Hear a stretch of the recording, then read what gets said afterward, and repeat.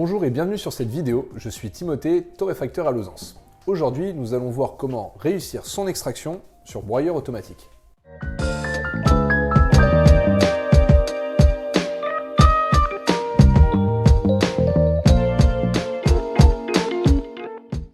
Les broyeurs automatiques sont des machines que l'on retrouve aujourd'hui dans de nombreux foyers. Ces machines vont vous faciliter votre extraction. Tout d'abord, vous pouvez mettre votre café directement dans le bac à grains et ça va vous permettre d'avoir une fraîcheur de mouture qui va être vraiment instantanée sur chacun de vos cafés. Ces machines vont vous permettre aussi d'obtenir plusieurs types de boissons, que ce soit espresso, double espresso, americano, latte et tout ce que vous voulez. Vous pouvez même mettre du déca avec. Vous pouvez obtenir tous ces résultats simplement juste en appuyant sur un bouton. Ça reste quand même assez simple d'utilisation, mais par contre, ça va vous demander une rigueur au niveau de l'entretien et des réglages de la machine. Mais n'ayez crainte, on va y revenir juste après. Pour l'entretien, les détartrages et rinçages vous sont demandés directement par la machine, donc là-dessus, pas de souci.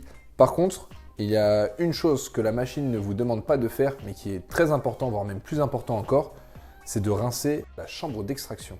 Pour nettoyer votre chambre d'extraction, vous allez d'abord devoir éteindre votre machine, mais la laisser brancher sur secteur, retirer votre bac à eau, enlever la petite trappe.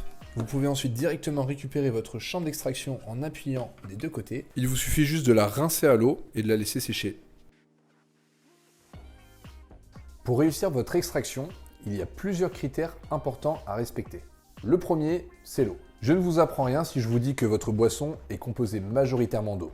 Il est donc important et nécessaire d'avoir une eau de qualité, soit une eau de source comme la Volvic, ou alors de l'eau du robinet avec au moins un adoucisseur, ou alors directement intégré à un filtre sur votre broyeur. Deuxième point important, toujours au niveau de l'eau, ça va être la température. Votre extraction doit sortir entre 92 et 94 degrés. Évidemment, ce n'est pas indiqué sur la machine.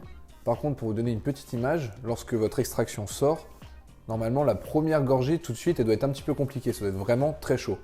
Le deuxième réglage très important sur votre machine, ça va être l'intensité du grain. L'intensité du grain correspond tout bonnement à la quantité de café que vous allez avoir pour une extraction. Plus votre réglage sera élevé en termes d'intensité, plus vous allez avoir une quantité importante de café pour votre extraction. Et à l'inverse, plus votre réglage sera faible en intensité, moins vous aurez de quantité de café pour votre extraction.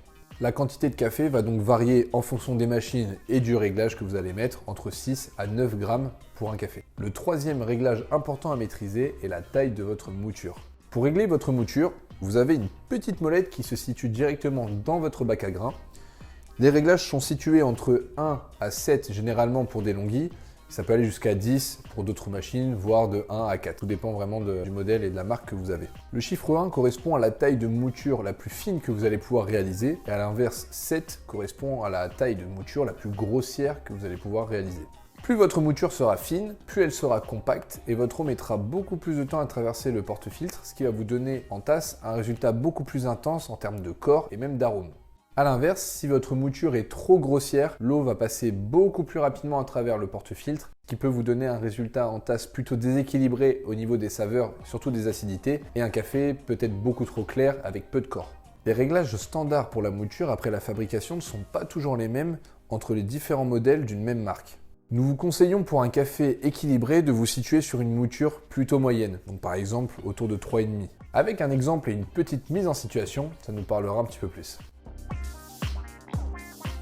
Partons du principe que je possède la Dynamica Plus de chez De'Longhi. Je vous invite pour prendre un café chez moi, vous trouvez le café extrêmement bon. Chez vous, par contre, vous avez la Magnifica S. Avec le réglage standard, quand vous rentrez chez vous, vous n'avez pas le même rendu que chez moi, alors que vous avez le même café. C'est très simple, il y a une bonne raison à ça. Sur la Magnifica S, le réglage de la mouture est souvent situé à 3, 3,5 lors de la fabrication. Mais si vous restez sur ce réglage-là pour la mouture, vous allez avoir un café qui va être beaucoup trop clair. Donc nous vous conseillons pour cette machine-là de vous mettre sur une mouture beaucoup plus fine pour avoir un café plutôt équilibré et similaire à la Dynamica. Donc soit entre 1 à 2. Vous pouvez même vous mettre à 1,5, ça passe très bien aussi. Le deuxième point à régler aussi sur cette machine va être l'intensité du grain. Nous vous conseillons de vous mettre au maximum au niveau de la molette pour avoir pareil un rendu plutôt similaire que sur la Dynamica Plus. Il y a aussi un troisième réglage important à maîtriser sur cette machine-là, sur la Magnifica, ça va être la température de l'eau. Le réglage standard est situé généralement à 2 sur 4 en termes de température, mais pour cette machine, il faut vous mettre à 4 sur 4. Sur le manuel de cette machine, il est indiqué qu'en étant à 4 sur 4, il y a un risque de brûlure. En fait, vous avez juste une température d'extraction qui va être optimale pour votre café. Si votre extraction est réussie, vous allez avoir une belle créma assez épaisse et légèrement tigrée. Toutes ces petites modifications sur votre machine vont vous permettre d'obtenir un café équilibré. Il ne vous reste plus qu'à trouver la recette qui vous convient et d'adapter vos réglages en fonction de ce que vous souhaitez.